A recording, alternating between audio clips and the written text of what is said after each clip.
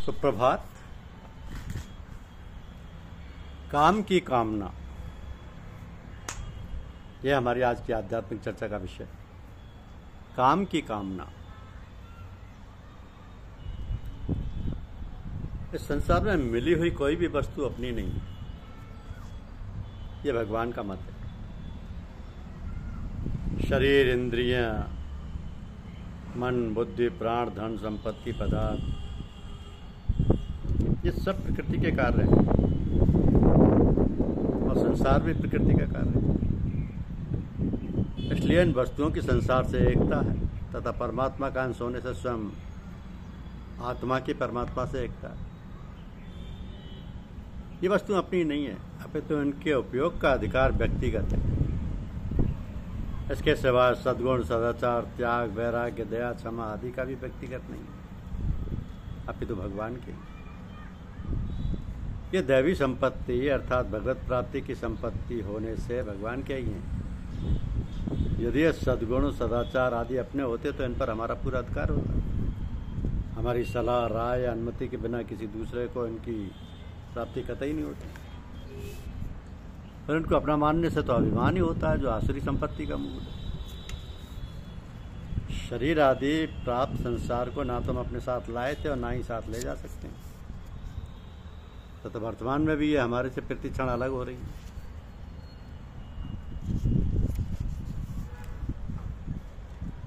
जैसे संसार में सभी स्वार्थी मनुष्य चाहते हैं कि हमें ही सब पदार्थ मिले, हमें ही लाभ हो, ऐसा ही भगवान भी चाहते हैं कि समस्त कर्मों को मेरे ही अर्पण किया जाए, मेरे को ही स्वामी माना जाए। इस प्रकार मानना, तर्क करना, भगवान पर दोषारोपण करना। कामना के बिना संसार का कार्य कैसे चलेगा? ममता का सर्वथा त्याग तो हो ही नहीं सकता। राग, द्वेष आदि विकारों से रहित होना असंभव है। इस प्रकार मानना कि भगवान के मत पर दोषारोपण करना।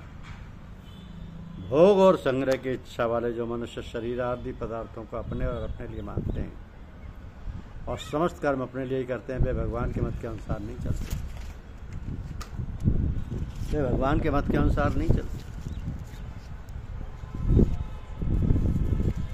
तो कैसे चलते हैं और उस पर कैसे नियंत्रण किया जाए, ये भी बहुत महत्वपूर्ण है। क्योंकि इस जगत में जब तक जीवन है तब तक इन सब चीजों पर नियंत्रण होना आवश्यक है। हमारे शास्त्रों ने काम का क्रोध, लोभ, मोह, मद और मत्सर के साथ 6 ऋतुओं, 6 शत्रुओं में से एक में गिना है और उससे दूर रहने की सलाह दी। दूसरी ओर यही शास्त्र काम को अर्थ, धर्म एवं मोक्ष की श्रेणी में रखते हैं। उसे 4 पुरुषार्थों में से एक बताते हुए उसे करने पर जोर देते हैं। क्या ये दोनों विरोधी बातें नहीं है? क्या ये संभव है कि हम काम को करें भी और उससे दूर भी रहें? फिर इस विषय पर काम पर भिन्न भिन्न राय हैं। काम के 2 भिन्न अर्थ हैं। एक अर्थ में तो काम इंद्रियों का विषय है, जैसे आँख का काम है देखना, कान का काम है सुनना, जनेंद्रिय का काम है सेक्स भोगना। तो इंद्रियों के जो विषय, इंद्रियों जो विषय में बरतती हैं, उसे बरतने का काम कहा है। इंद्रियों की पूर्ति से, उनकी तृप्ति से हमारा शरीर स्वस्थ रहता है। हमारी इंद्रियां कब तृप्त होती हैं? जब उनके विषयों की पूर्ति होती है। देखना, खाना, पीना, जननांगों की पूर्ति, तो ये काम तो आवश्यक है। ऐसे तो पुरुषार्थ कहते हैं। ये काम तो करना है, जैसे भोजन है, वस्त्र, निवास है, ये सब तो हमारी आवश्यकता है, इन्हें तो पूरा करना है। नहीं करेंगे तो न केवल कष्ट और पीड़ा ही होगी, जीवन जीना भी असंभव हो जाएगा। तो ये काम तो करना है, ये तो पुरुषार्थों में से एक है। और दूसरा काम है जिसका अर्थ है कामना या इच्छा, इसे नहीं करना, इससे दूर रहना, ऐसे शत्रु बताया गया। समस्या इसलिए पैदा होती है कि आवश्यकता भी किसी विषय की पूर्ति है और इच्छा भी किसी विषय की ही होती है। एक को पूरा करना, दूसरे को दूर रखना, दोनों आवश्यकता भी और कामना भी एक ही बात के लिए हैं। जैसे शरीर को भूख लगी, उसे भोजन चाहिए।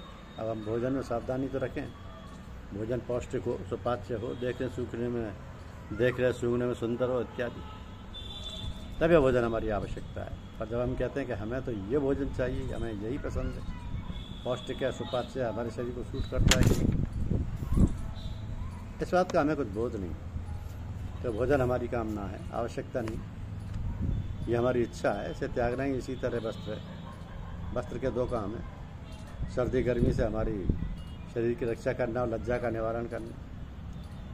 तो वस्त्र तो हमारी ज़रूरत है, पर वस्त्र कैसा हो इसमें सावधानी होनी चाहिए। जैसी सर्दी है तो हमारा वस्त्र गर्म होना चाहिए, पर आजकल तो ऐसे वस्त्र का फैशन है, हम तो ऐसा वस्त्र पहनेंगे, ये वस्त्र में इच्छा है, ऐसे हमारे शास्त्रों ने इनकार किया है।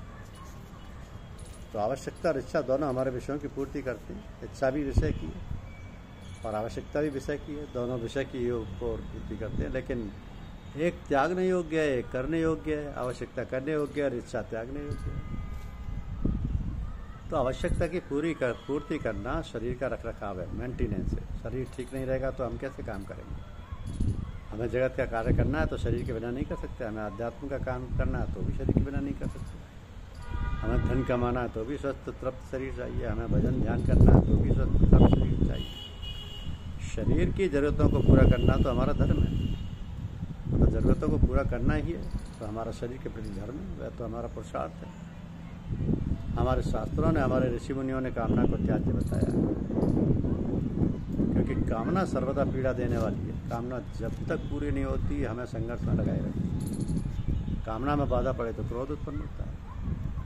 आप अपनी इच्छा से कुछ कर रहे हैं तो कोई थोड़ा अटका है तो क्रोध आता है, और कामना यदि पूरी भी हो जाए तो लोभ और भय को जन्म देगी। लोभ होगा कि जो इच्छा पूरी हुई वो और आए और मिले, भय भी पैदा होगा कि जो मिला है वो छिन ना जाए। तो संघर्ष, क्रोध, लोभ, भय ये सब इच्छा के ही परिणाम है, और ये सब होंगे तो अहंकार तो आएगा ही। तो इच्छा मात्र पीड़ा है, दुख है। इच्छा पूरी ना हो तो पीड़ा, उसमें अवरोध आए तो पीड़ा, और पूरी हो जाए तो पीड़ा। इच्छा यानी पीड़ा, दुख, और आवश्यकता यानी तृप्ति सुख। आवश्यकता पूरी होने में कोई गड़बड़ नहीं, और इच्छा में शुरू से अंत तक गड़बड़ ही गड़बड़। तो चार पुरुषार्थों में से एक पुरुषार्थ काम है, वो तो आवश्यकता की पूर्ति है, जरूरत है। काम अर्थात आवश्यकता, इससे तो हमारा पोषण होता है, और जिससे हमारा पोषण होता है वो काम है, कामना वो है इच्छा। तो गीता में भगवान श्री कृष्ण कहते हैं कि विषयों में मैं काम हूँ, क्योंकि काम पोषण करता है, पूर्ति करता है, मेंटेनेंस करता है। इंद्रियों के विषयों की पूर्ति काम से ही होती है।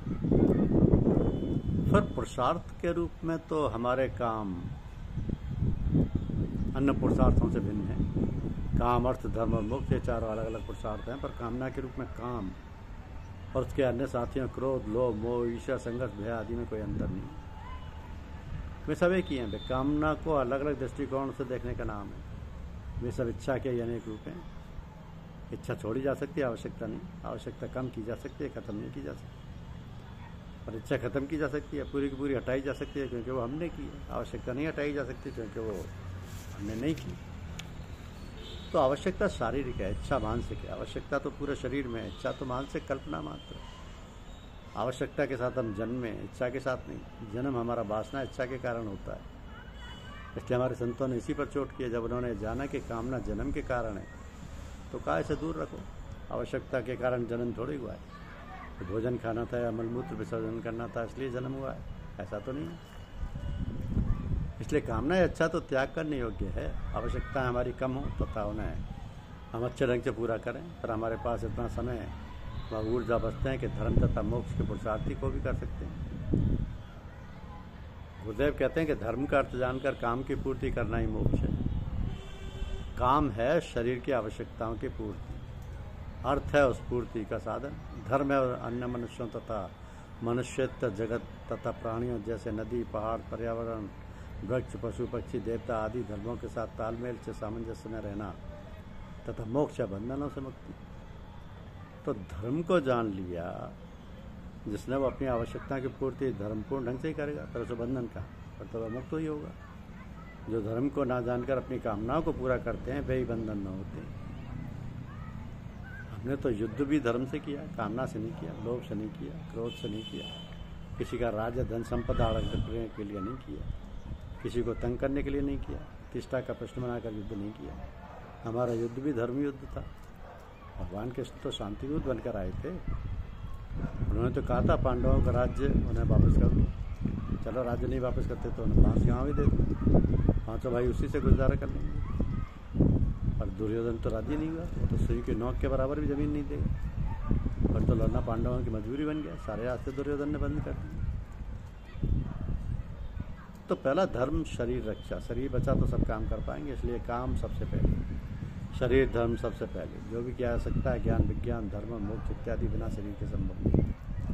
इसलिए शरीर की आवश्यकता पूर्ति है तो किया गया काम तो आवश्यक है, लेकिन अनिवार्य पुरुषार्थ पर कामना पूर्ति के लिए किया गया काम त्याज्य है, त्यागने योग्य, मनुष्य का